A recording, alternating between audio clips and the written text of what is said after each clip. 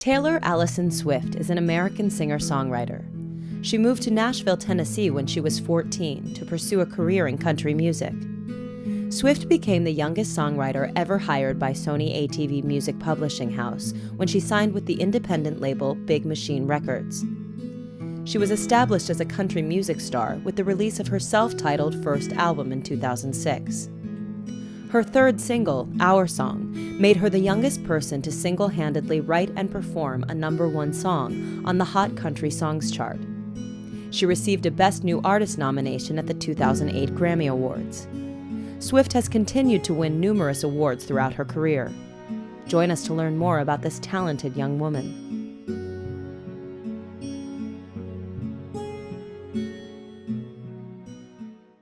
Oh, I don't know. Do I get paid for this at the end? Yeah. I can go and do student uni gigs. Yeah, you can. Yeah, you can get all my student union DJ gigs. Let's do it. Yeah, I'm in. yeah. We'll work out a fee for you because you're putting in the hours here, Ed. Thank you. Would you like to introduce our guest for the morning? Ed? Taylor Swift is here. Yeah. I mean, you could have built that up, but yes, it's very factual. Well, everyone knows because you've been building it up all morning. That's true. Good morning, Taylor Swift. Good morning. How are you? I'm so good. Yeah?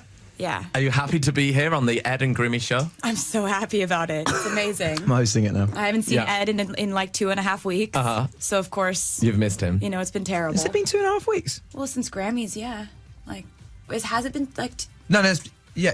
Kind of. Yeah. Wow. Yeah. Taylor knows. She's been counting down the I was talking days. about it like it was last week, but it obviously wasn't, was it? No. No. A tiny bit more than a week, but yeah. That's a shame. Saw you there. Yeah. Not as much as I would have wanted to, because you were like running around doing like. But I was saying we ended ended up at the Sam party. We were at a party in Mark Ronson's room. Yes. And then the police shut it down. In a hotel room. That made us feel so cool. That is cool. Popo shut us down like Kesha. And then we ended. Yeah, we went to Sam's. He rented. We had to hide in a bathroom. Oh yeah. Who? You or Mark Ronson? No, there was about 40 of us in. I grabbed Ed and I was like, "Cops are here. Come with me." There's loads of people there. I would have thought I'd be the one who know how to get you away from. I never thought you'd think Taylor Swift would say that to you. Hosey was just standing behind a door and I didn't realise I opened up and he was like just behind there and he was just standing there like it was packed. 6'4". He's a tall dude, so to see him standing behind a door is just it's an odd sight. That's the thing. Yeah, a lot of weird things happened that night. I mean, that sounds already quite like a weird night that you're hiding Hosey behind a hotel door. But I found in Mark Ronson's hotel room.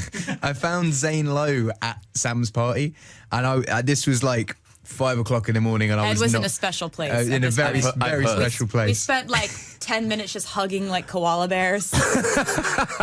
It was a special evening. It was a nice party. I found Zane Lowe and just started shouting at him for a while, being like, "You are John Peel. You are the new John Peel, and you will accept it." And he was like, "No, mate, no, I'm not. And I was like, "You will accept." And then I woke up with an email from The Weeknd.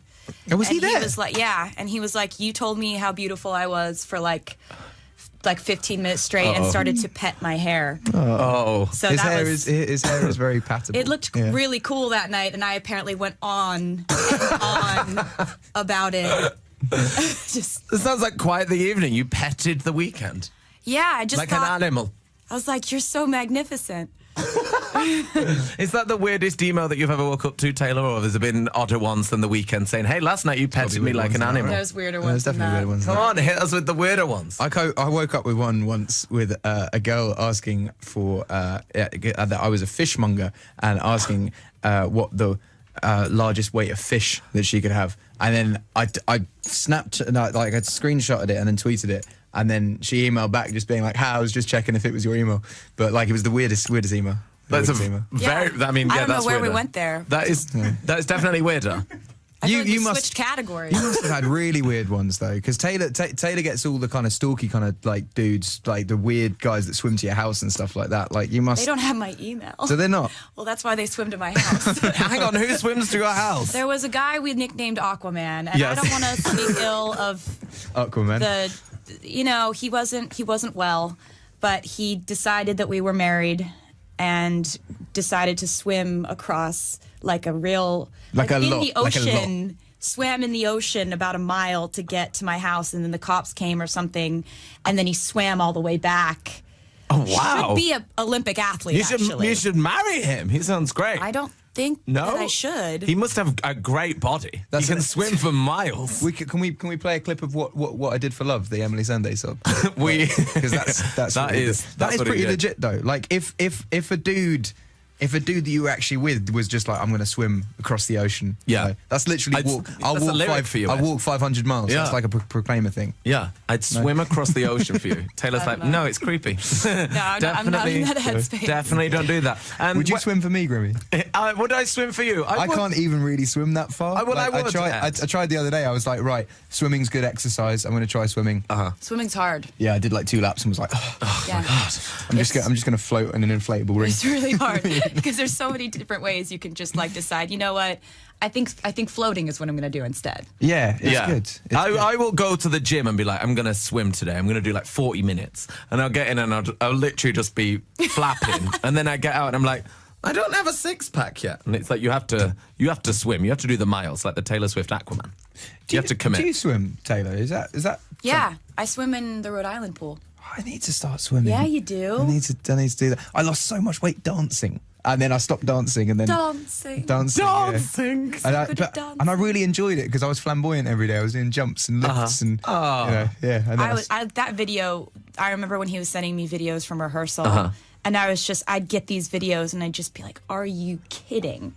That can't be you. Crushed it. It can't be Killed you. it. Killed it. It must have been all the time you spent with the background dancers on the Red Tour. yeah, You were like, precisely. that was your crew.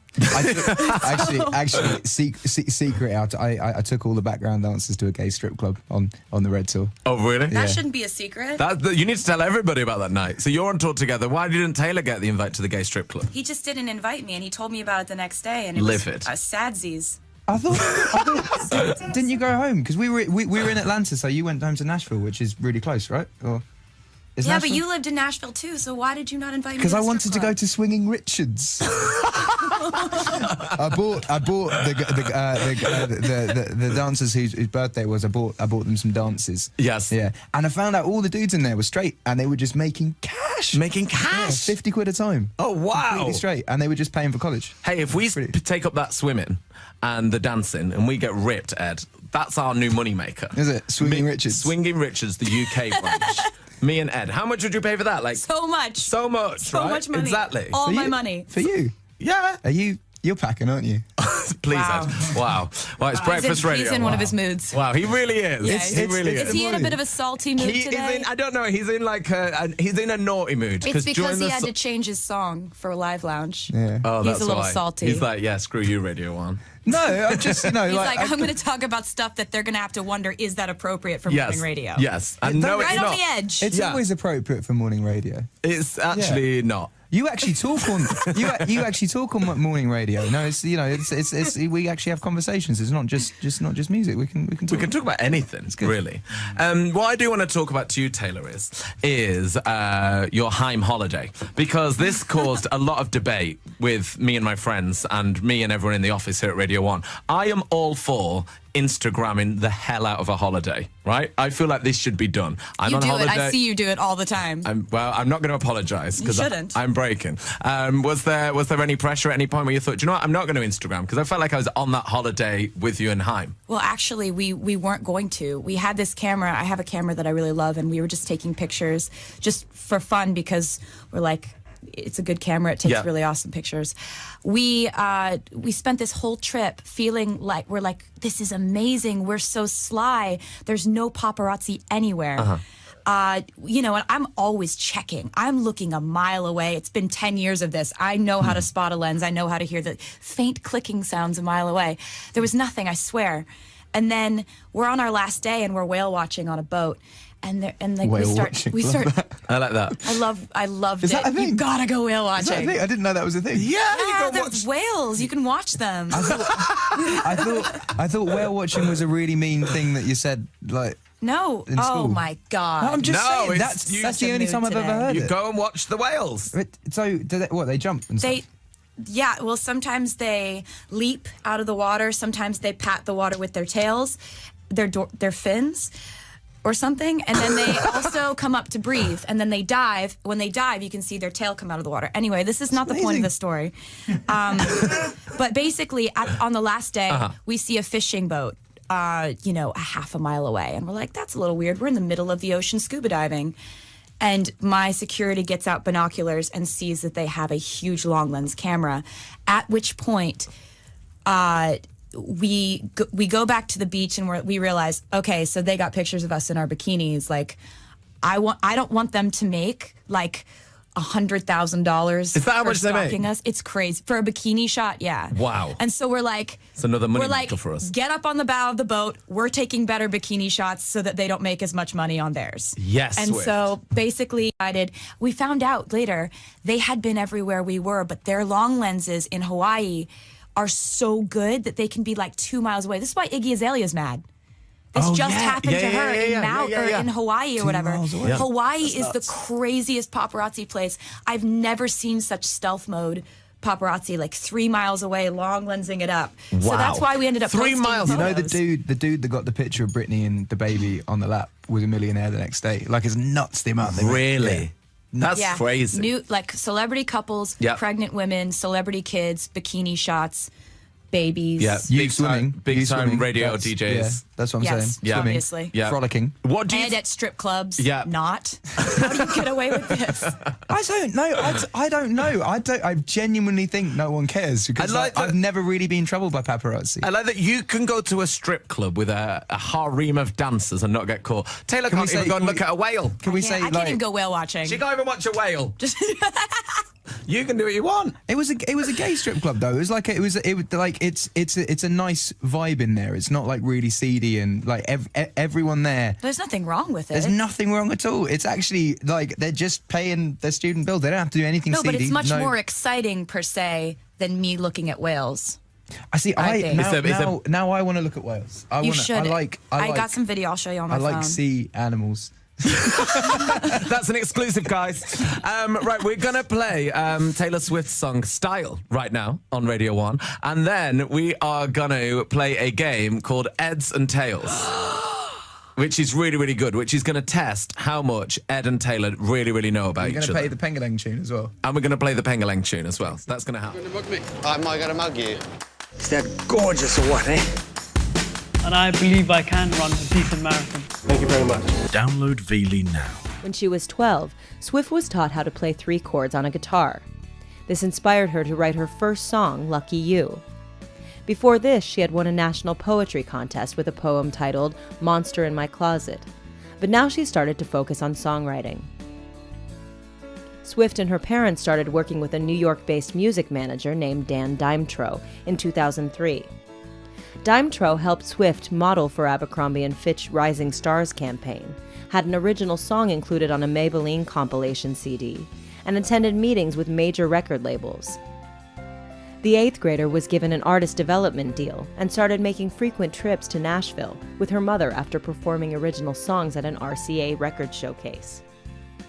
Taylor Swift, so lovely to see you. Good to see you too. Great to have you in the UK. I like hearing my song, or my name sung too. That Taylor was Swift. Taylor Swift. My horrendous voice. No, I liked it. So this is the life of Taylor Swift, which is constantly moving, new country every day, new city, you don't know what time zone you're in. Do you ever get a second just to kind of stop and go, I've sold this many albums, I've won this many awards, I am the biggest pop star in the world. Do you have those moments to digest? Yeah, life is pretty busy right now, but I'm very excitable. Like, I get very excited about things as they happen to me. So, yeah, I think that it's interesting because you can't put too much weight in it, but you have to understand and appreciate something cool when it happens to you. So it's like little victories you have to celebrate. I think Ryan Tedder was talking to me about this when we were recording. He said something like, enthusiasm can protect you from anything.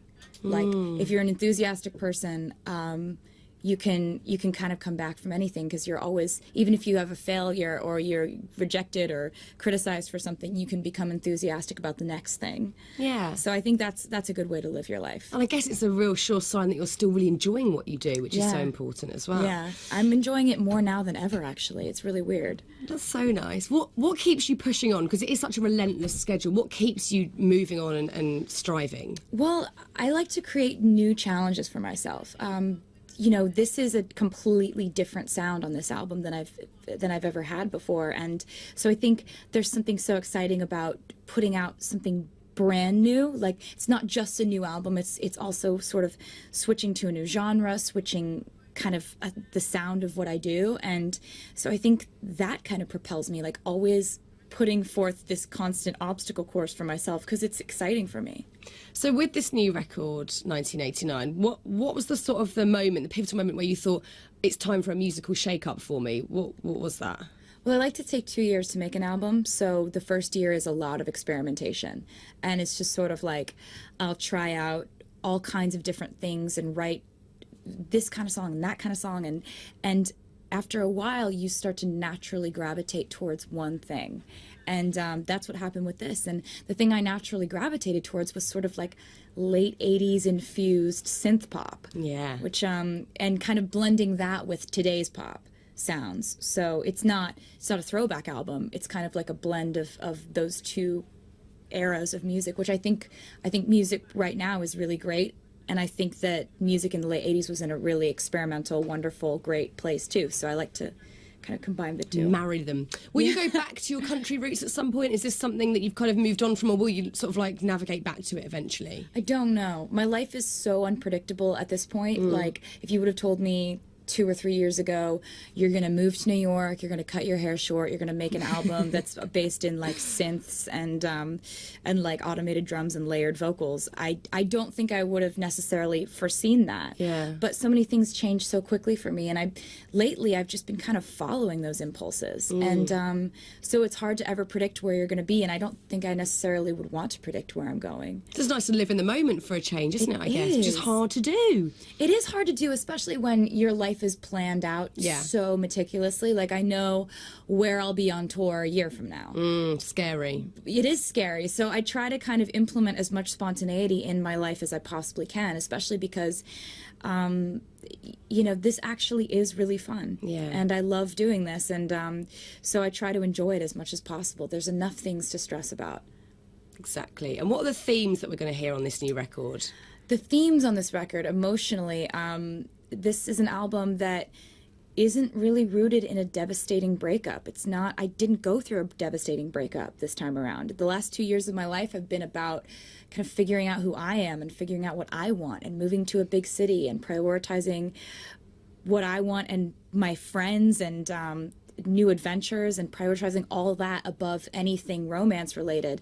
And so any kind of song that you'll hear that is touching on sort of a relationship issue is kind of looking back on it, looking back on one and kind of talking about and discussing what I learned from it, rather than like, you did this and now I feel this way. Yeah, It's there aren't any real accusations made, or a lot of people are talking about how there aren't any like outright diss tracks or whatever. I don't know if I was known for that, but it seems like when people hear the new music, they're like, whoa, there's not any like real gnarly like burns on this one. But you know, you're growing up in not only the media but through song. People are learning about what you've experienced and how you're growing through your songs. So it's always, of course, going to be ever changing, I guess. And that's what people have to get their heads around, is that you're not going to stay in the same mind frame for each record. It's going to be a big change for you each time. Absolutely. And it's a big goal for me to continue to write about my personal life, even though I know as soon as I put the album out, there's going to be so much speculation on who's this about? What was it about? What was this? You know, and I think that as a songwriter, I just constantly want to stay vulnerable and stay open to things and stay attuned to what I'm actually feeling and how to translate that into song. Because I think that as a songwriter, you're supposed to stay open and you're supposed to stay vulnerable and you're supposed to feel pain and feel it intensely. As as a celebrity, you're kind of encouraged to put up these emotional walls and block out all the voices saying terrible things about you and to you.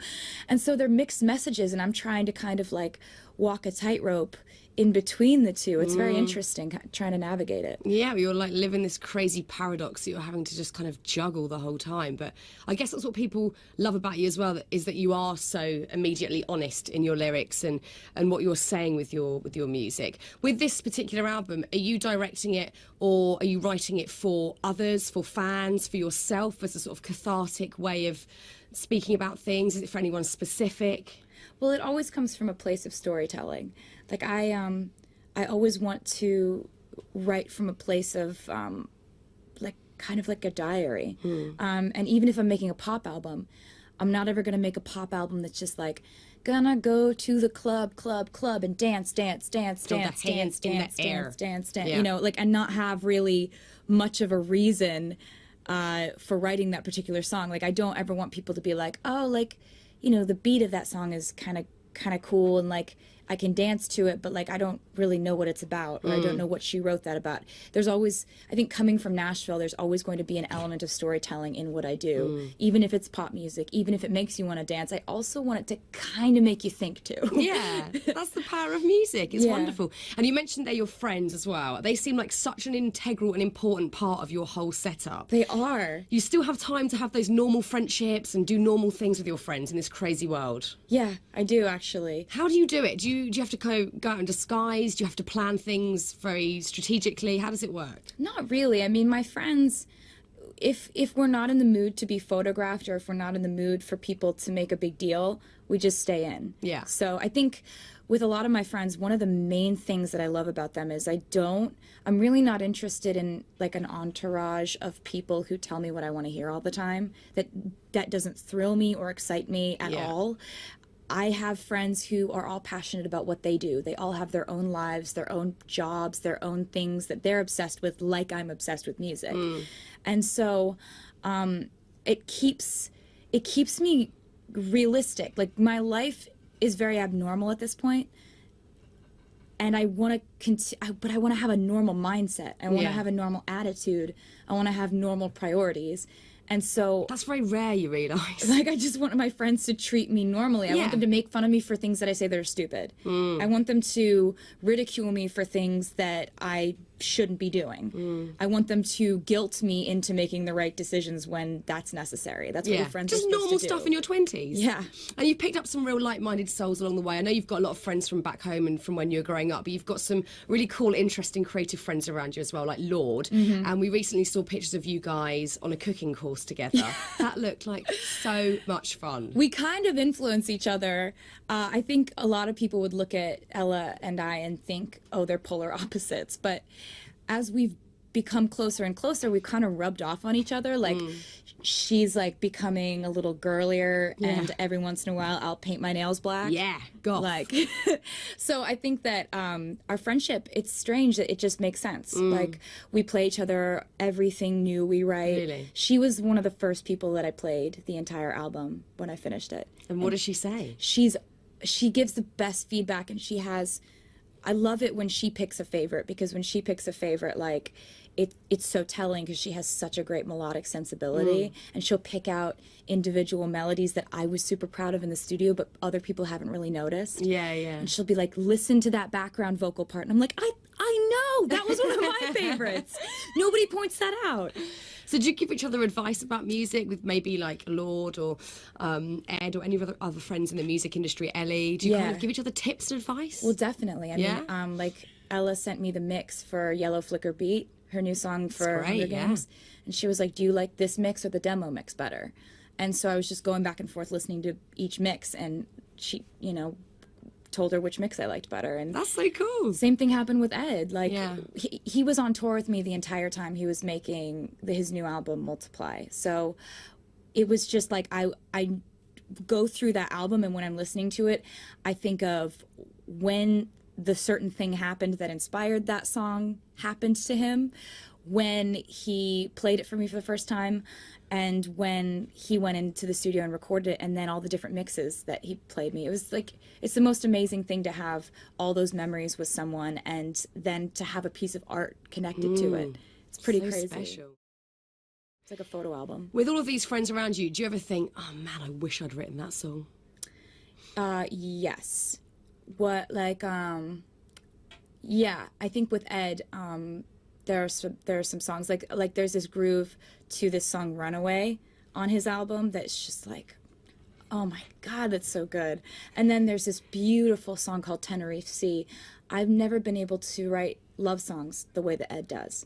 He writes the sweetest, most like intimate, tender love songs that are so open, and I've never been able to be happy and write songs about being happy. And he does it so well. So that song, I think, is the most envious I've ever been with his music. Just like, how do you channel that so easily? You're so happy and you're translating it so well. It's so cool that you have this little collection of friends where you can all be like-minded. It's a really beautiful thing. And it seems also like your family obviously mean so much to you, even though you're so crazy on the road, and your mum's often seen with you as well when you're on tour. What kind of influence is she on you? My mom is she's such an interesting person because she's so sweet and she's so warm, but she's also really, really logical, and when I was growing up, she was very strict. Like, I always felt like I could tell her everything, and she was always that kind of affectionate, comfort type person when I needed comforting, but she also kind of made sure that my brother and I knew about like manners and how to throw a party and how to host people and how to clean a house and kind of all the things that you need to know as an adult. I never felt unprepared for adulthood because my mom had always been pretty strict with us, which I now appreciate. I used to be like, Mom, really? Yeah, you get it now. Yeah, exactly. Now And you've got a lovely house. Because I was reading one of your interviews recently where you were showing a journalist around your house, and you had like little mini bars in your spare rooms for your friends staying overnight. The best idea ever. Thank you. I love that. I'm glad someone else appreciates this. If I came to stay at your house, which would be amazing anyway, but if I went to the bedroom and then there was a little mini bar with some chocolate bars and stuff and drinks, I would never leave. It sounds like that's heaven. the point. Yeah. Yeah, that kind of comes from my mom. Just, you know, she thinks of how you can be the best host from every angle. Is there music playing? Are there candles lit? Fab. How I love can all you of that. create the best party scene. atmosphere? The scene. I love the scene. The vibe. Yeah. And who do you call in crisis? Is it your mum, your friends? Ooh, I have a few friends that are there for that. Like my friend Lena. She's really good to talk to when you're freaking out because she's so comforting, and she's so like, she's always easy on me. She's always like, you're too hard on yourself, and she gives really good advice. I call my mom a lot of the time because I know she'll pick up any hour of the day. Yeah. But as far as friends go, my friend Carly's really good like that. She's very like nurturing and sweet. And Ed also is like, he puts it very plainly. He'll just be like, stop freaking out. That's not a big deal. Yeah. You're freaking out. A good boy's perspective. Yeah. His advice is very simple. Yeah. I like that. You're freaking out. Stop. Yeah. The end. Exactly. Put the phone down. Stop it. And when you are on tour, and it does get crazy, and I'm sure at times overwhelming, how do you check yourself? How do you stay healthy and stay so grounded with it all? Well, sometimes it's not possible. Yeah. You know, with kind of the chemical balance of your brain, sometimes you just aren't able to calm down. And I think that allowing yourself to feel okay about that is important because a lot of the time we feel overwhelmed, or we feel insecure, or we feel sad, or we feel depressed. And then on top of that, we feel guilty for feeling those things. And so it compounds it. And so it's just the most amount of negative emotions you can possibly be feeling. So I think that has to do with being a songwriter too. Some of the greatest lessons I've learned and the best songs I've written have come from when I didn't feel good about something. And so I just allow my brain to work through it on its own, and then sometimes I write a song about it and it makes me feel better about it.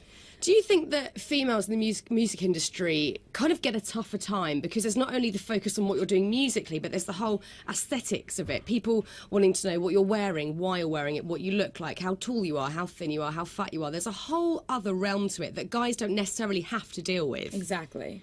I mean, I definitely feel that way. And I get that question all the time. The question that's like, well, why don't you dress like, and then they name a few girls in the industry and they're like, why, that kind of thing. And I'm like, well, you wouldn't be asking Bruno Mars why he doesn't take his clothes off. That wouldn't happen. You wouldn't be, because he's known for being a musician. Yeah. And I'm known for being a musician too. It's just a choice you make. It's what you wear, what you want to wear as a musician, hopefully. And hopefully that comes from your own vision for yourself. You know, when I look around and I see at these award shows, you see people wearing anything from, like, if you see Florence and the Machine, she's in like this beautiful flowing gown, or if you see, someone else wearing a bikini on stage, I'm totally fine with both as long as it comes from that individual artist. I wouldn't like to think that there's a team of managers or image consultant type people who are saying you need to wear less clothes so you'll sell more albums. Absolutely. But as long as a woman feels like she's expressing her own sexuality or feels empowered looking a certain way on stage, just follow that. Yeah, exactly. I applaud that, but I do think it's harder for women. I honestly do. In music, in everyday life, in the media, the perceptions are a lot harsher when you're talking about a woman, and I think it's just a fact at this point. It is definitely. Going back to just the music and what you're about, obviously your songs are known for being so beautifully raw and exposing in the best possible way. Do you ever feel some of the songs that you have written and have been released that you've said too much? No, that's good. Yeah, I mean, I think that I've only ever written about what I have wanted to write about, and I feel really lucky that even though I started very young, I was never a puppet. Yeah. I never felt like I was playing a role or like I was doing what some people behind the scenes wanted me to do, because I was always in control of all of the material. And when you're writing all the songs, everything else just kind of comes from that. And, I've gone through all kinds of different phases as to how I've looked, and all those phases have been up to me. So I look back and there was a phase where I just wore dresses and cowboy boots. There was a phase where I would just wear 50s and 60s inspired things. And it's nice to look back and know that even if you think an outfit's embarrassing or something, you chose that outfit. Yeah. So it's part of growing and becoming who you are now. You don't feel manipulated, at least. Yeah. So you've got no regrets. No, not creatively. Yeah. Personally, you're like, oh. Well, we've all got that. We've all got that. So looking back over your colossal career that you've already had, with so many years still to come, what has been sort of the outstanding shining moment of that career? Is it even possible to pluck it out of those years? I think if I'm going to go for just career accomplishments and things like that, I think it still blows my mind that I got to win Album of the Year at the Grammys when I was 20. Amazing. It really doesn't feel like something that actually happened. So I think looking back on that, it looks like I'm watching some movie of somebody else's life. How fab. That's so cool. And in 10 years, where do you want to be? 10 years, I'll be 34, almost 35. Wow. I want to be creative in some way. I don't know if I'll be on a stage. I don't know if I'll be behind the scenes writing songs for other people. That sounds like a dream to me. As long as I'd be continuing to fulfill that creative need, and that I would have a void. If I wasn't writing songs, that would be something very missing from my life. Yeah. And I honestly, I don't, at this point, I don't know if I want someone else in my life. I don't know if I want a family. It's like all those things are up in the air, and that's more exciting to me, because I'd really like to let life happen rather than have some weird plan for it. I think if you have a plan for I need to be married by this age and I need to have kids by this age, you'll kind of force your life to take that course, and you might not end up with the right person. You might be making decisions kind of under duress of your own plans, and I just want to let my life happen. You're just ready for adventures. Oh, yes. Good. Well, look, thank you so much. Swift caught the attention of a DreamWorks record executive named Scott Borchetta in 2005 while at an industry showcase at Nashville's Bluebird Cafe. Borchetta was preparing to form his own independent record label, Big Machine Records. Swift became one of the first few to sign with the label, with her father purchasing a 3% stake in the fledgling company at an estimated cost of $120,000. Borchetta arranged for Swift to intern as an artist escort at the CMA Music Festival as an introduction to the country music business. Red, Swift's fourth studio album, was released on October 22, 2012. 9 of the album's 16 songs were written by her alone. The other 7 were co-written with Rose, Max Martin, Dan Wilson, Ed Sheeran, and Gary Lightbody. Chapman was the album's lead producer, but Jeff Basker, Butch Walker, Jackknife Lee, Dan Huff, and Shellback produced additional tracks. Chapman said that he encouraged Swift to branch out and to test herself in other situations. Thank you for the clapping. You're welcome. How's it going? It's going really well. How are you guys doing? I'm good. What time did you wake up this morning? I woke up at 6 in the morning. We had thought maybe they had set up a mock studio like ours and ran you through what we may ask you. That happened? They built a fake one of these and And we had like a trial run? Yes, like the president does? Of course. Good. This is a very important day for me. It is, right. Exactly. It's important to get it right. You have already gone off script. I have an article that I'd like to read to you. Oh, okay. This is an article written about you and I at the same time. You probably didn't see it in USA Today. Did you? It depends on what day in USA Today. Well, when was this, Eddie? Like last Tuesday? Yes, last Monday. So they did this article, and it was written by, let me credit the right guy here, Nate Rao. And he says, quote, Bones, that's me. I'm Bobby. Hey, nice to meet you. It says, Bones has risen through the radio industry as meteoric as Taylor Swift through country music. Wow. Boom. That's two meteors in a room right now. Well, he was like being very complimentary of both of us. I feel like we should send him a thank you note. Together. That's what I meant. Like one. But we both sign it and maybe like draw cartoons on it. Meteors. That's so exciting. Like planets. Can you draw? Yeah. Are you an artist? I mean, everyone can draw. Like the quality of it is really kind of everyone else's opinion. I'm not like good at it, but I do draw on stuff all the time. What kind of art do you have in your house? I don't really have art in my house. I just have pictures of my friends and like my family, and I like to take pictures more than I like to draw. What's your one favorite picture you have in your house? If you had to pick one picture. Okay. If I had to pick one, it would probably be of me and T-Pain. When you were doing the video for the award show? Yeah. It's just like a really important moment to capture fashion-wise. What's in the picture? We're sitting on stairs, like we're sitting on the steps, and I have like gold chains on and like a hat to the side, and like I'm basically kind of trying to emulate what he's wearing, which on me looked a little choice. He definitely pulls it off better than I do, but it was like that was one of the funniest days of my life, I think. So that's one of my favorite pictures. My picture with James Taylor is one of my favorites. And then I have this picture of my dad in the studio listening to new music like a couple years ago, and it's black and white, and he's just got the biggest smile on his face, and that's kind of like the quintessential memory I have of my dad, of like just listening to new music and smiling. So that's one of my favorites too. So talk about your dad for a second. How influential has he been through your life, career, etc.? Really influential. My parents are this amazing blend of kind of opposite personalities, and so it works out really well because my mom is the one who I know will tell me if I need to change something, or if she's kind of real with me all the time. And my dad just thinks everything's great all the time. So that's kind of nice. Like every time I walk off stage, he's like, "Oh, that was the best show. That was the best show." And it's really nice to get that like positive, just constant. He's just so excited about everything, which is nice. What's your Starbucks drink over there? What do you drink? What do you order? Oh, this is a skinny caramel latte situation. I've never tasted coffee. Like I don't drink coffee. Like you never even tried it. No, never. I'm judging you. I've never tried coffee. Why wouldn't you even try it just one time? Just like, oh, I think I'm gonna. I tried it now. Because it smells bad. Like I've never tasted beer either. Because. Well, no, I haven't done that. No, I have done. Well, I'm not talking about that. Well, it smells to me like pee. So it doesn't smell like it's appealing. Beer and coffee smells like dookie. Cigarettes, a little bit. Yeah, that too. But I love coffee.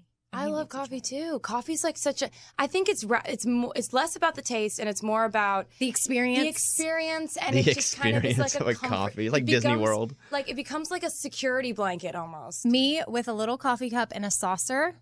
That's the experience. Oh no, that's cozy. Yes. Can you go to Walmart? Yes. Do you ever go to Walmart? Do you have to put a disguise on or anything like that? No. Here's the thing with disguises. Like I am not the kind of person who could ever get away with committing any kind of crime, whether it be petty or anything. Like I would get arrested. Second, I can't wear disguises or else people will know. I can't like lie overtly about things or else like you will know. I'm not one of those people who can like, oh my God, go out incognito and nobody will find out. Like someone will find out, point and call me a loser for dressing up and trying to like be that girl. And I guess I've seen like in LA, sometimes this happens. You'll go into a restaurant and there's somebody dressed like just like too many layers of clothing, a hood, a hat, like hunched over. And you know that's an actor trying not to look famous. Sometimes the disguise gives you away more than just like walking around being normal. And also people don't think that you're like, you have some weird social like issues to work out. So you do get to kind of be normal? No. No, it's not a normal situation going to Walmart for me, but I don't try to make it even weirder by like wearing a wig. Because I've also worn wigs in my music videos, so people kind of know what that looks like too. There's no doing it. I just never try. Do you feel a little bit secluded at times because you can't go out? Is it starting to get to that point where a little bit you're like, this kind of sucks now? Well, I mean, I can go out and I do go out. It's not like a normal situation. It's the most normal in Nashville because people know I've lived here for like 7-8 years now, so it's the most normal here. And there's no paparazzi here, which is the best thing ever because having every day documented kind of gives you a little bit of anxiety. But I think it's important to go through normal activities. I really like normal activities. I really like hiking and going to the grocery store and doing my own shopping. I like malls. I'm not going to start like hating malls just because malls are like a kind of a social situation for me now, more so than they ever were. It's weird. I used to like go to the mall when I was a kid and there'd be like a group of girls and I'd be like, oh my God, I wish I was included in that group of girls. And now I go to the mall and it's like there's a group of girls and they're like running towards me, it's a different dynamic. Whenever the paparazzi's out in LA, what kind of mean things do they scream at you? They don't scream mean things at me, which is really nice. Or I just put headphones in or whatever. They're usually just like, are you having a good day today? And I'm just sort of like, I don't like, this is just so stressful, this whole interaction. So I do what I call kind of like the fear face, where I just kind of like, it looks like I'm just ignoring everybody and I have my head down, but I'm really just like terrified and trying not to trip and fall in front of people. Do you look through the magazines where they have your pictures, like paparazzi, to go, ooh, that was not a good moment? No, that's not. Because like, I think there are a lot of different ways you can approach this from like a mental perspective. When your life changes and all of a sudden everything you do is documented, good and bad, every opinion is like out there. And I think that you can either like put up all these walls and be like, I don't care what anybody thinks. I'm personally not capable of that because I am a songwriter. I have feelings. I write songs about my feelings. I have to be vulnerable in order to write songs about my life. So I can't like put up walls and not care what people think. So I have to not subject myself to things that are going to hurt my feelings. So I can't read magazines or like Googling myself is like a terrifying idea for me. Sometimes I'm scared of newspapers. It's not weird. Like I don't run from them, but like I just don't really read stuff that isn't like an album review. Like I'll read an album review in the New York Times or Rolling Stone or something, but I'm not going to read like something that says that like I did something I didn't do or like some angle on it that's twisted and weird or trying to make it seem like it was wrong, or I just don't really have it in me to look at stuff like that. That was the longest answer to any question you've ever asked. I was just staring at the cookies. For 50 hours. Did you bring cookies in? Yeah, I did. Are those for us or did you just bring them and you're not done eating them? Breakfast. I brought them for you guys. I was obsessed with baking things with like pumpkin and cinnamon and stuff like last month, and now I'm onto like peppermint stuff. So what are the cookies? Peppermint. They're mint chocolate chip cookies, like the kind of like the ice cream you would get that's mint with chocolate chips. It's like that kind of cookie. Well, I have you something too. Hand me that thing right there. This is a pumpkin?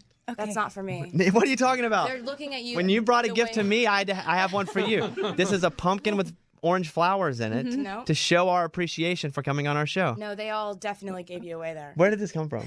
That Rick and Premier gave that to me for 30 Abes. Oh. And she really likes it, and you just took it from her. No, I would. I need to take it out of the paper, though. Okay. The Never plastic. mind. Taylor Swift is with us here. Hey, let me have a cookie. Hey, Cody, come here. I want you to talk to Taylor about something. Cody is our intern. It's like Okay. we have like a topic. And they're green. They're green like the ice cream. Yeah. You made these really? Yeah, I made them yesterday. Yesterday. Yeah. Well, what is this supposed to make those like today? There's no hours left in the day. Did you make them for us or are they leftovers? Yes, I made them for you. I'm just asking. They're so cynical. Well, okay, see this guy here, he's got a date tonight. Hey. And he needs some advice from, because Cody, how old Show are her you? your shoes. Show you, you have Velcro shoes on? Those are sick. No, that's good. See, I told you they're cool. I like it. They're childlike. I like it. And he's childlike. That's good. So he has a date tonight. How old is she? 22? You're 20? Yeah. So from one girl to another To young a guy, right? What should he take her to do tonight? Because everything I tell him, he doesn't like. Everything. What's the dynamic so far? She likes him. She works here. She works in there, and they're both interns. Sorry, they're talking over you a lot. What did you say? We're both interns here. But the dynamic is that you both like each other, or do you like her and you're not sure if she likes you, or she likes you and you're not sure? That right there. Okay, so you like each other. Maybe. I don't know if she does or not. Okay, so you don't want to do something to like candle it and like seclude it or anything, because that could. You want to do something fun. Take her to a pumpkin patch, or like a hayride or something. Is that happening here? Is that a thing? I have gotten advice to do that. Okay, then do that. Do something with coffee. Go get coffee and then take the coffee and go on a hayride or go to a pumpkin patch. Do we have corn mazes? Do we have things like, because corn maze, you could get lost Research in a all of corn this, maze. Cody. Oh my God, we're in a corn maze. Lost and in lost. notes. It's so cute that this, like, go to, I know. What's that thing that we have here? That with all the lights and it's. Cheekwood. Go to Cheekwood. All right, Cheekwood it is. All right, you're done, Cody. Sorry. You're free to go. Damn. All right, there he is. You're welcome. Thank you, Taylor. Lunch told him to go to bingo. Car and your song comes on. Do you turn it up or do you change the channel? I turn it up. You do turn it up loud? Yeah, I get excited. Still, that's cool. Well, yeah, it's being on the radio. That's never not something that I really, really wanted for my whole life before this started happening. You know? And it's like it's one of those things that you feel like those are the moments where I'm like, okay, like take this in, really, really experience this, because you know it's not going to happen forever. Your education center is opening. You're doing the whole Country Music Hall of Fame, the whole wing. So tell me about that. There's like a ribbon cutting situation happening. Really? Do you get to cut the ribbon? I've never cut a ribbon for stuff or anything, really. So what is it exactly? I know it's a community center slash. Well, it's next year they're opening an exhibit, and essentially it's classrooms that are opening now, which are education spaces for lectures and classes and demonstrations and music lessons, and it's kind of like. It's going to start the education portion of it now, and then next year is when there's going to be an exhibit. And so we're going to be planning the exhibit for the next year. But I think it was a priority for all of us to open the actual classrooms right now, which is really awesome. You said earlier you watch Friends a lot. I just was handed the story that Jennifer Aniston said she doesn't want a Friends reunion. Do you have a statement on that? I respect her opinion. I mean, I demand a Friends reunion. That's my statement. No. If they don't want to, then why should they have to? You know what I'm saying? I bet Joey wants to. I think they have a better pulse on it. I bet Joey wants to. No, he's on a great show. He is on a good show now. Yeah, yeah, you're right. He is on HBO, right? No, it's the Showtime. Showtime. It's on Showtime. Something good. Okay, I bet Phoebe wants it. They do. She's been in a lot of movies. Okay, I want it. It's me. I'm the one who wants it. And you're putting it on other people. That's true. Taylor asked me during the break when is Dr. Jekyll or no Mr. Hyde coming out. Well, I mean. Did they warn you about me? Be honest. This is just critical thinking, and yes. Okay, good. What did they say? I know they did. What did they say about me? Because I'm really a nice guy. There's nothing malicious about me. 0%. But I just do things differently than other people. With my experience with like nice guys and not nice guys, the ones that are not nice are the ones who try to label themselves as a nice guy. I'm not a nice guy though. Within the first 5 Did minutes. Did I say I was a nice guy? You just said it No. 37 seconds ago. I had to combat your where is Dr. Hyde, and I said, hey, I'm a nice Well, guy. I didn't say that on the air. You said that on the air. Yeah. I said that in conversation. Yeah, that which hurt. might It have hurt been though. aggressive. It hurt a little bit. So what do they say about me? Because I know they warn everyone about me. You don't want to know what people say about you. I'm not asking you what people say about me, am I? I'll tell you. No, because I don't want to know that. Huh. Yeah. So we seem to be At a stalemate. That's correct. We do. Very interesting. Taylor Swift is in the studio right now. But really, how about this? I'm a genuine dude. What's happening right now? Just telling you, I'm not Mr. Hyde. What have you heard about me? I'm not. Do you want to know? Do you want to trade? No. I'm just saying. I'm why are you happy to looking at me trade like that? stories. Wanna go trade We're both these? meteors. Let's share meteor Oh stories. my God, this is amazing. We're both meteors. We're both meteors This flying through the story sky. will never end, by the way. By that the y'all way, are meteoric. no, wait a minute. I've been tweeting you for like 2 weeks. That's why I brought cookies, because I knew you were going to give me a hard time about that. Oh. I show up in your studio, which is sort of like tweeting you back, but times 50. Oh man, the cookies are pretty good. Thank you. Has this been awkward at all? No. I haven't thought so either. One of my friends said it was going to be like The Office, watching it but listening to the radio. What do you mean? Because I was going to ask you about why you haven't tweeted me. Does your Twitter account just go? Because I only have 135,000 followers, and I can kind of manage it on your phone. When you hit it, you can't even look at it, can you? It's nonstop. I mean, I can look at it, and I kind of have to because it's my Twitter. But there's certain Snap! Well, dang! Oh, snap! Got me. Okay, continue. I mean, it's interesting because it's selective. Like you do want to see,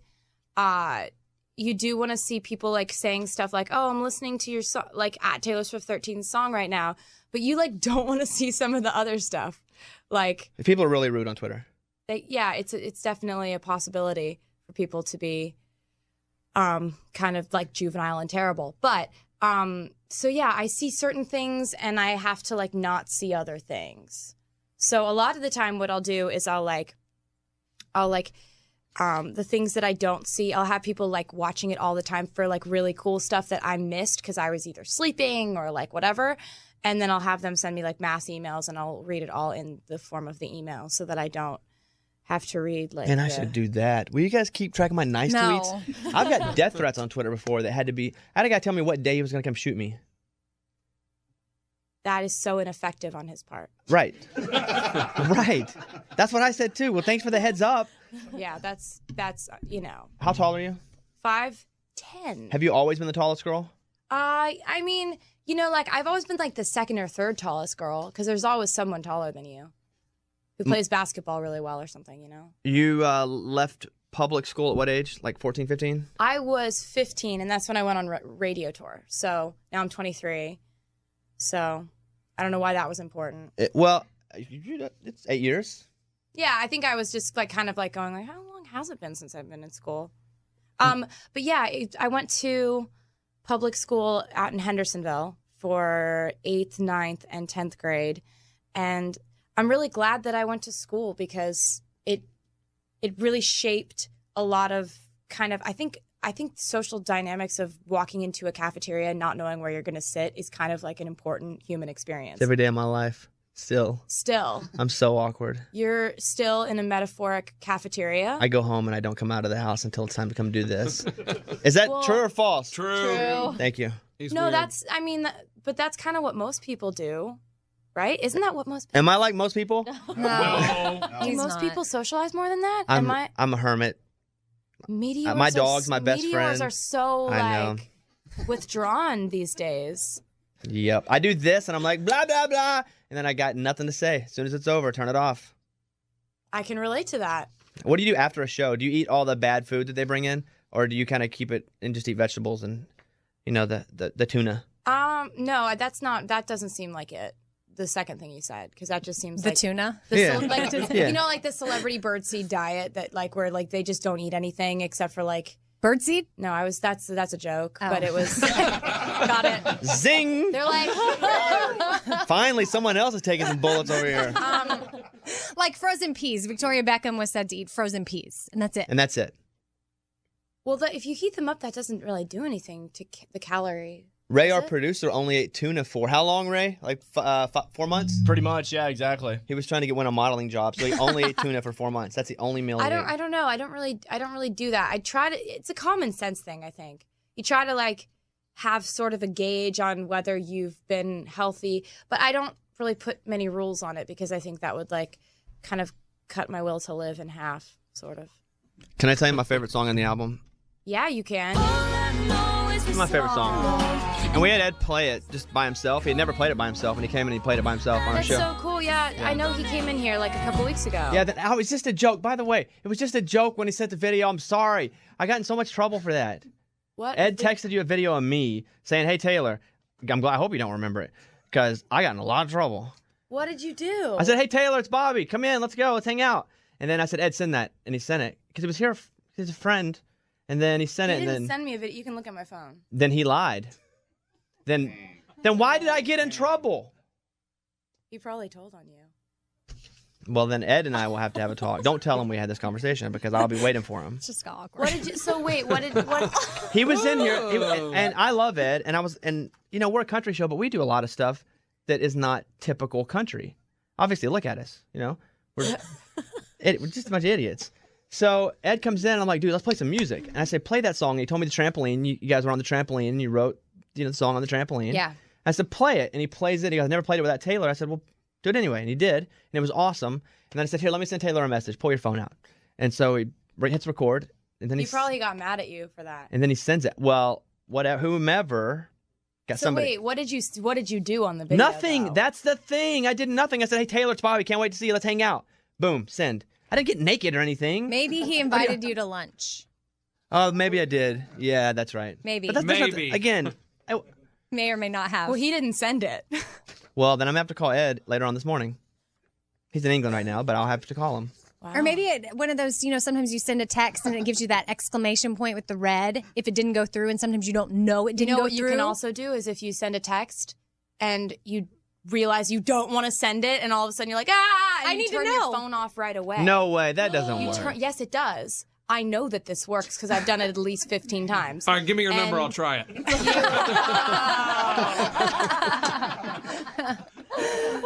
Well, that's genius. He could have because- done that. Yeah. Send off. Well, whatever the case, if you got upset at me, I'm sorry. I didn't get upset. Okay. I don't know what you're even talking Good. about. Then that's still good. Then a little bit. I win. Yes, that is what that means. I win. Then I'm gonna go back to the people who scolded me and scold them. I get in trouble every day on this show. You don't even know what it's like to get in trouble. But they put your name all over the walls, and I know they give it. you cool microphones, With so my they names clearly on are it. fine with you. So you're nominated for Artist of the Year, Entertainer of the Year for the CMAs. It's you and George Yeah. Strait and Jason Aldean. I'm really Luke excited. Bryan. Who am I forgetting?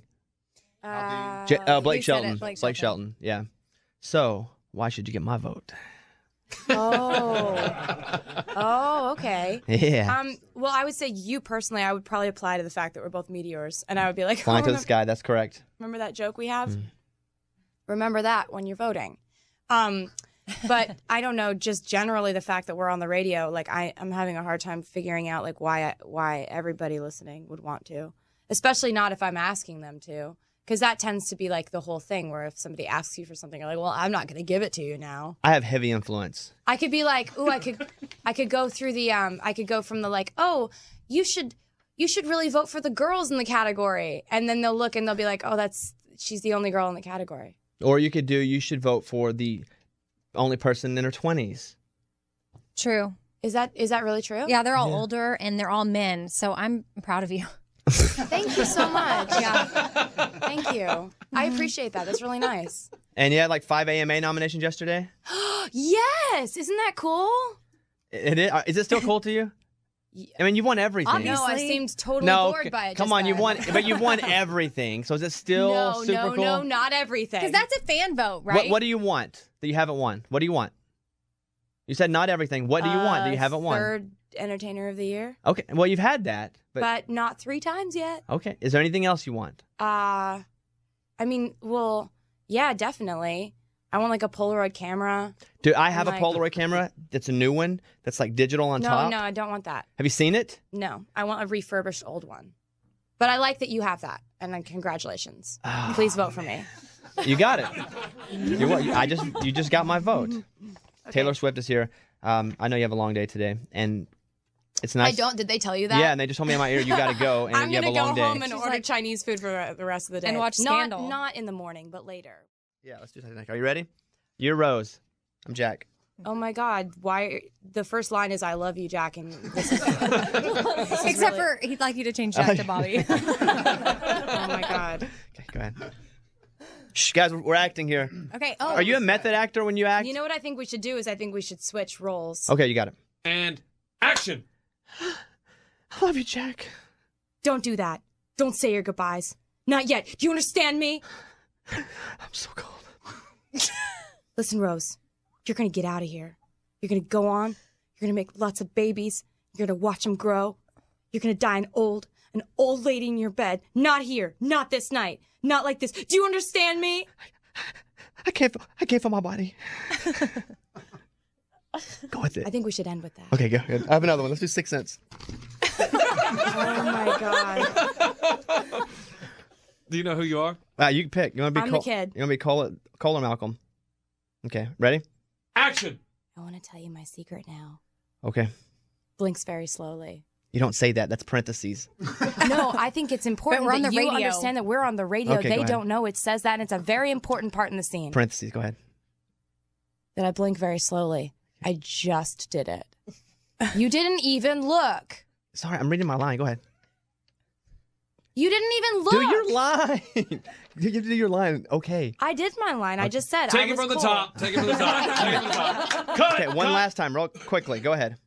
Action. I want to tell you my secret now. Blinks quickly. Okay. Cole takes an eternal pause. You don't read that, Taylor. No, we are on the radio. This is your job. It's Okay, important go that you ahead. care about the people who are being ahead. affected by this in their cars right now. They don't know. Oh my God. Wow. A silent tension engulfs them both. which is That's also true. It's been important happening for the last everyone. half hour. Go ahead. I see people. Malcolm gazes quietly. I see dead people. Wrap. There it is. Nice job. All right, we're done. 1989, Swift's fifth studio album was released on October 27, 2014. The album debuted at number 1 on the Billboard 200, garnering Swift the distinction of being the first and only act to release 3 albums that sold more than 1 million copies in a week.